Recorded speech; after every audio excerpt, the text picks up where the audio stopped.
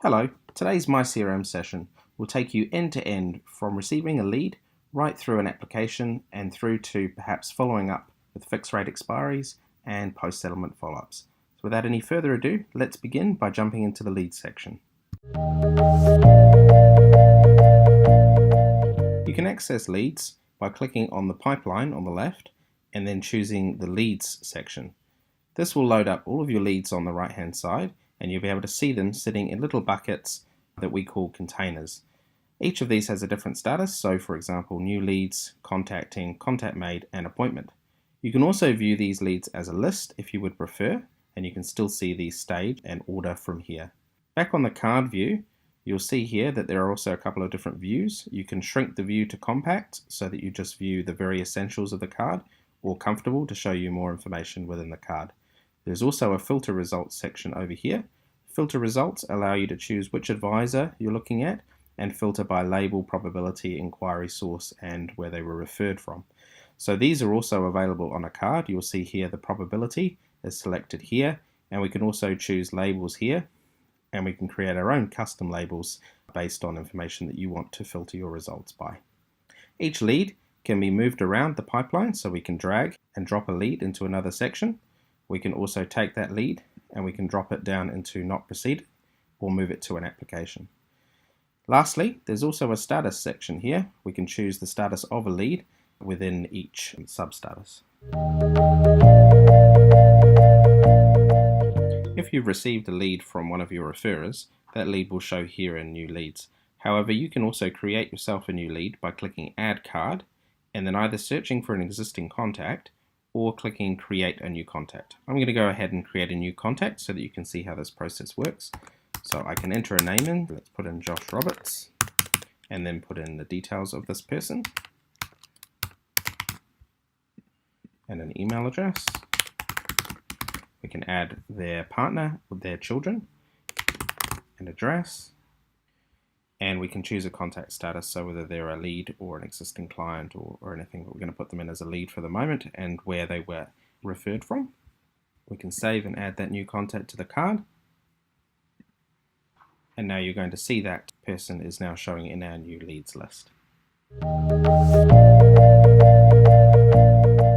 Okay, I'm going to go ahead and make contact with Josh Roberts, so I can move him across now into the contacting section. I can also choose a particular status, a sub-status of where I'm at, so I'll say first attempt. I can then click on Josh and that will take me straight through to his contact record. And from within the contact record, I can also see again all of the information that is in pipeline and where I'm at. I can also change the status right here for pipeline, or obviously I can do it back in the pipeline as well.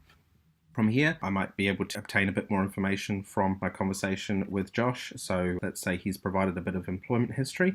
I can add that employment history into here, or alternatively, if he's provided me with some financial information, I could add it straight into here, and any of this information that gets added into here will flow through into the loan app. So I'll just chuck a boat in here during my conversation. I can also then enter any emails, any notes that I had with him. So I can go new note and enter any of the detail into there, and also share that information with a referrer if that's been referred to me. So here's a note that I've created. You can also upload documents into here as well. So if I've got a document that he's already given me, I can click upload, find that document, and then that document will be uploaded. Any documents that you upload in here will also be available in the loan app for you to choose as a document, a supporting document for the lender. I'm also able to create tasks for this client. So if I click on the plus next to task, I can add a new task for myself to do later. And I can put more detail in there and then choose when that's due and who's going to do it. So click Save Task and you'll see that task sits in there. You can go ahead and view all tasks for that particular client by clicking View All Tasks, or the top 3 will show here. You can also see here recent activities. So if you look here and show you the sub status changes that I've made, if I click View All Activities, it will show you much more detail around who made the change, when they made the change. I can also add any important notes for this client. This is a one-time use field. So for example, you might put in and that information will show all of the time, regardless of which tab you're in. I'm now going going to go ahead and have an appointment with my customer Josh, so I can now change his status here from contacting to appointment. And you'll see that that's changed the status, and also I can change the sub-status here. So I'm going to do a scheduled appointment. During my appointment, I might well do some calculators and funding information for this client. So if we go into the lending tab, you can see here a section for saved calculations and add calculations. If I click on here, I could perhaps go into funding calculator from here and complete all of the funding calculations. And once I've completed all of the funding calculator information, that will then save back into my client record. So let's fill in a funding calculation here. Existing property, 600,000. And then we can add in some legal fees, any lender fees that we might know of, add in a deposit, say 50,000, and then enter in any loans. So cool, and we have no deficit. We've completed that, so we can either produce a report straight away, or we can click and save that back to the contact. Okay, let's have a look at a new loan application. We can either create a new loan application from within a contact record by using new loan application, or you can create it anywhere from MyCRM using new loan application. So let's do this one from Josh's record. Okay, so first of all, we have the allocated advisor up here, which we can change. We also have important dates, so I can click on important dates to add a date. So for example, an estimated settlement date. So let me put one of those in here. And then the application is split into three sections. The loan profiler, which establishes your customer's requirements, and then supporting documents allows you to upload any supporting documents, and then loan submission allows you to produce a PDF to be sent to the lender. On the right hand side, we can create an online fact find form for the customer to complete. We can jump into the servicing calculator, or we can produce a loan profiler report from there. Each section of the application is split up. So first of all, I can click on applicants, and that will open the applicant section. So we can see Josh is here. If I had another family that I wanted to add to this application, I can click add applicants and add them in. If I just want to add another person into Josh's family, I can click onto Josh, and then I can add his partner on there as well. So let me put Jane in here. And obviously you would normally complete all of the information that is required in here. You can also add guarantors in here. We can add business applicants as well. So you can add a new company trust in as an applicant, or you can add in a guarantor. And if Josh and Jane have any dependents, those can be added in here. Each section has got a little note section in it. So I can add a note in here. For example, if I don't have it at this stage, I could click add employment and put an employment record in here. So that will add it for Josh. Start date.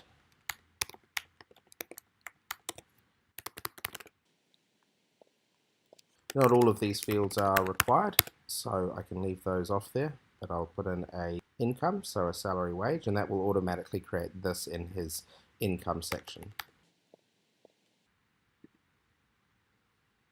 So we can see Josh's employment here. I could go back and add Jane's employment in as well, or add multiple previous employments in here as well.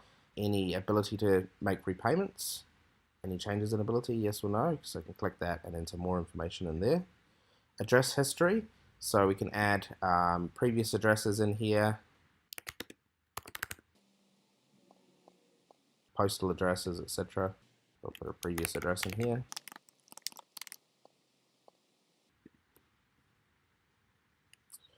And then we can link in any related parties, so any solicitors or accountants, for example. Next section is customer objectives. If I click on customer objectives, that will expand that section and close off the applicant section. Within customer objectives, there are only two sections that you must complete, which is the purpose and the specific goals. And that will complete the section. However, you can provide all of the other information if you'd like to as well.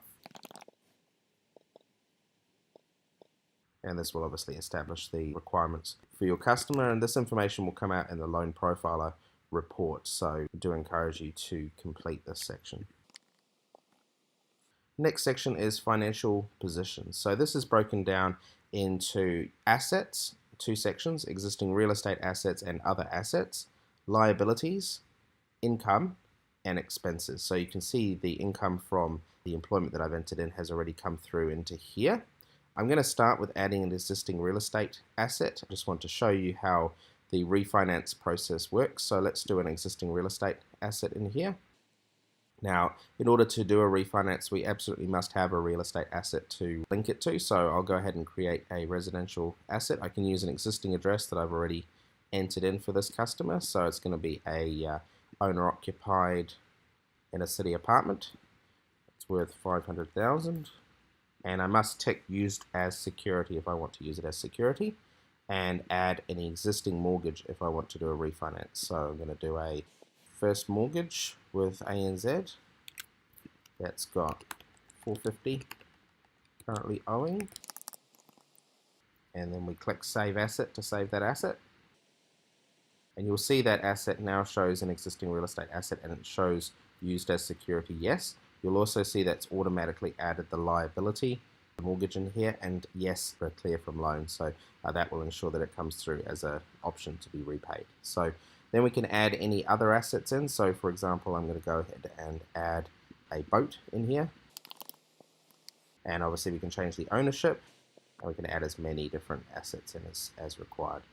Liabilities, same thing. So I'm going to go ahead and put a credit card in here as well. So credit card, and that's with ANZ, and it's Visa. We've got a clearing from loan option. If we click yes to clearing from loan, then that will add that to our loan requirements as well.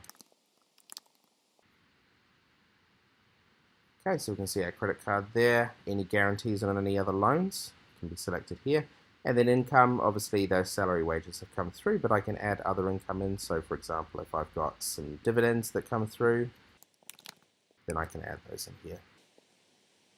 Okay, and living expenses, we can add each living expense individually, but that obviously takes some time. There's an expense grid, and this is a much faster way of entering data in. So in the expense grid, you'll see the ownership, and then the frequency defaults here. You can change it. So for example, I can enter $250 a week of food and drinks, $50 of gas, a little bit of childcare, maybe some public school fees.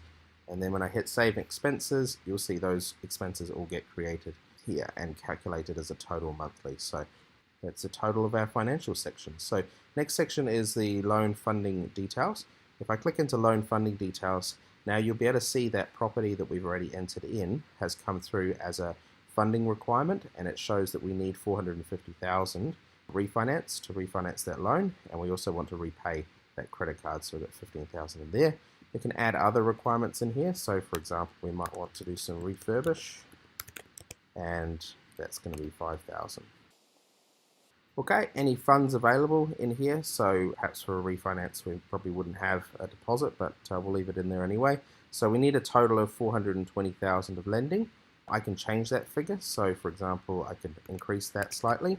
So I know there's some other costs in there, and that will tell us that we've got a bit of a surplus to requirements, but that's okay. We can continue on that basis. LVR is calculated based on that lending figure divided by the total security that's been added. You can then go and choose a lender. So for example, I will choose ASB, and I'll select them because the branch is nearby. And why are we doing the refinance? So it's a better rate. It will automatically create a loan facility for us with P&I 30 years. You can edit that if you want to change to interest only, for example, or if you want to go ahead and create separate splits, and all that information will carry through to the lender. The last section in here, insurance. If we click on insurance, we can answer whether the customer wants to discuss risk insurance and what we're going to do, and provide any more details. Our loan profiler report is now ready, so that's good. And general insurance, we can refer to tower, for example, in there. So we've now reached a stage where we've completed our loan profiler section, so we can go ahead and create our loan profiler report. And we can access that report by clicking on the plus button down here. That will open up a window where we can choose what sections to include in our loan profiler report. I can also put a bit about myself in here.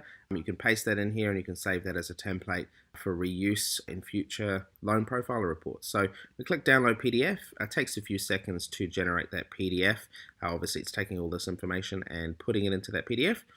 We'll have a quick look at the PDF. I'm not going to go through it in its entirety, but in essence it pulls through the details about you and then all of the information in this report around the client summary, their objectives, their financial position, their loan options that you've provided, etc. So that is the loan profiler report. We can close out of that.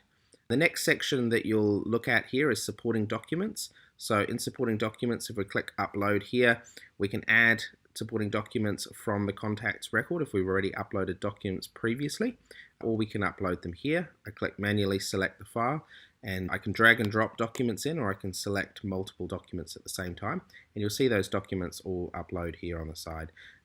So you can see you've got the 4 documents in here. I can categorize those documents. So for example, if this is a identification document or if this one is a credit report, I can then add notes for the lender if there needs to be some notes.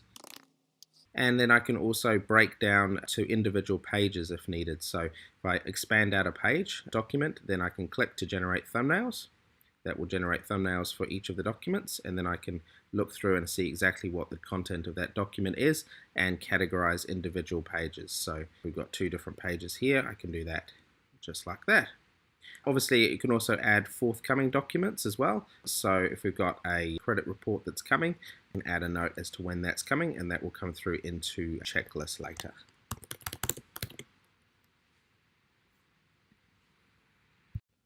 Okay, now I'm ready to submit this loan to the lender. So I need to confirm that the customer has completed their disclosure form and enter any broker notes that I'd like to enter in. And then click on Submit to Lender. And now I can generate a lender worksheet at this time by clicking yes. Alternatively, I could attach my own worksheet if I've completed a separate one. But if I click yes, that will generate a worksheet.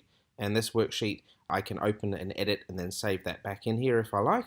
But the information is automatically calculated into that spreadsheet. I've also got a copy of the loan app here, so I can have a preview of what the loan app is going to look like before I send that to the lender by opening that here.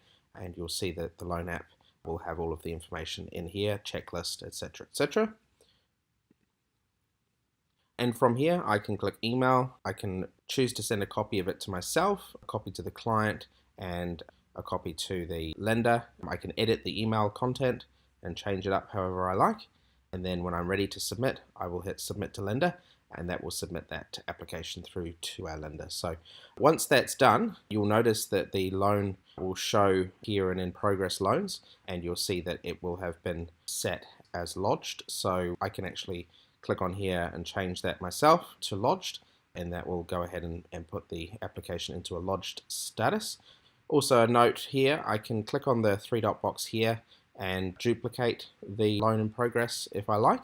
I can also jump into the workbench in here to view information as I go through the loan application process in Pipeline.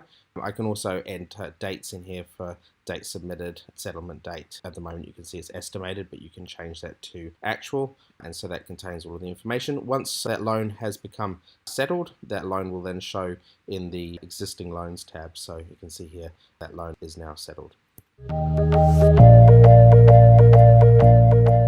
Okay, so if we look through our pipeline, this is the application pipeline. We've already been through leads and we're now in application. So I can look and see in my lodged queue, look down through the queue, and I can see the one that I've just lodged here for Josh and Jane. As it's mentioned, the back channel messages will come and move this along, but again, we can manually move it. So if we know that it's conditionally approved, we can drag it and move it to conditionally approved. And then obviously we can continue to move it through here into pending settlement. So it will show the pending estimated settlement date in here, and as you can see, as we update each queue, it will show you the amount. You can also order these queues by date ascending or sort by the lender as well. So you can filter these results too in order to give you more specific results. So the final step here is settlement. So what I'm going to do is I'm going to drag this one to settled. We'll move that to settled, and what you'll see happens here is that loan has been moved to settled, and we will open up that contact. and you'll see it's now an existing loan here. So if I go into the lending tab, it's now an existing loan, and the way to make edits or adjustment to that loan is you can click on here and go view edit, and that will show you all of the details of that loan. We can change any of that information if we need to by putting the information in here and the dates, etc. And you can go ahead and make changes to the security structure or loan splits in here as well. Okay, and the last section that I wanted to go through is when we're following up on that loan after settlement. So now it's an existing loan. If I go onto the Communicate tab and go to Customer Care, you'll see a number of follow-up tabs in here. I'm going to go to Post-Settlement Follow-up, and you can see here that because we settled this loan for Josh and Jane today, they now have a settlement day follow-up email. So I could go ahead and send them an email. You can click on this little send email, send mail, or send SMS icon. So we can click on send email, and then we can choose a specific template that we might have set up. You can manage your templates in here, and you can go ahead and send that directly to them, or perhaps you could create a letter instead if you prefer to send physical mail, or alternatively you can send an SMS from here as well. And then you've got different ranges here. So 7 days later you might wish to send a settlement gift, 6 weeks later an account setup, 3 months how's it going letter, and an asset finance email later on. We also have these other categories for customer care as well, which will show a fixed rate expiry, for example. So if I look in 90 days, I'd set their fixed rate to expire in 90 days. So we could send a follow-up email to them with that. Also, if you've got multiple results in here, so for example, I've got lots of ones in here, then I can go ahead and send something to all, and that will allow us to send a template to all of these customers in one hit. We've also got pre-approval expiries, birthdays, and annual reviews in here.